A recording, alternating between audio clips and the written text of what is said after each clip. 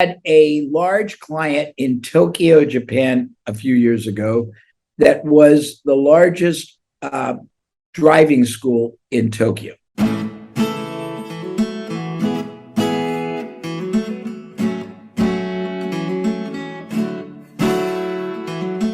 I was just thinking about a lot of our folks are doing the newer kind of digital version of that. They're doing Facebook ads and funnels and websites and may think like, oh, this doesn't necessarily apply to me.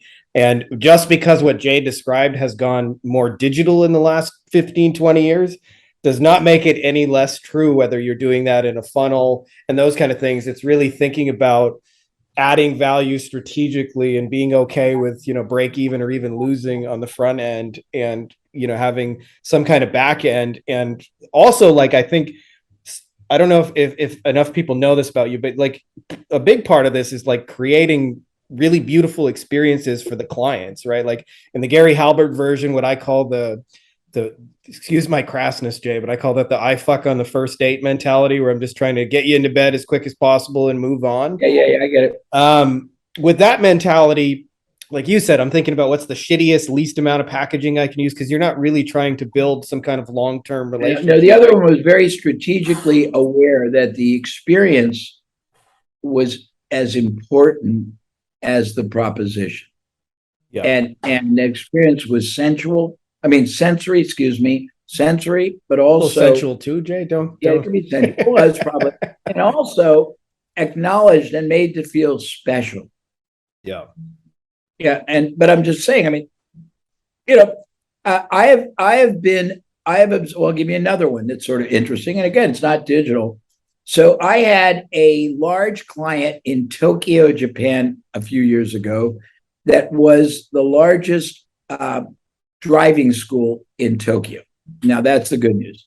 The bad news is there's a window of ages upon which 90% of the people are responsive. It's 19 to 30 years old. And most people only buy one driving course. It's about $3,000. With the laid-in costs, it's about $1,000 profit after everything. And literally, that's it. They tried defensive driving. Few people do it. They had no back end.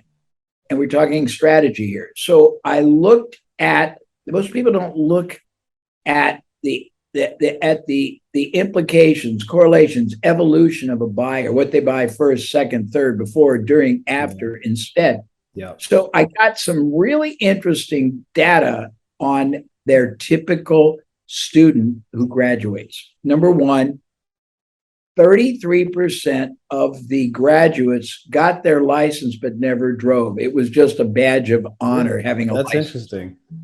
Yeah, I guess in Tokyo, right? It is right. The other 66 2/3% split almost equal. Half would buy a car, half would only rent cars on weekends and holidays. But if the average age is, let's call it 25, and they are going to drive until they're, let's call it 65, that's 40 years of rental, right?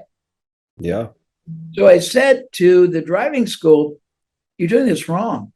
Your business isn't driving school. Driving school is the front end. Your business is having car rental, because you'll get residual revenue forever from these people. And they did it.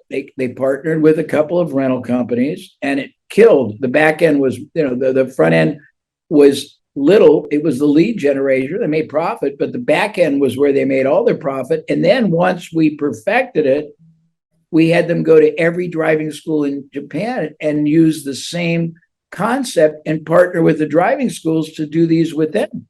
But it's thinking totally different, I think, is the point you're trying to make.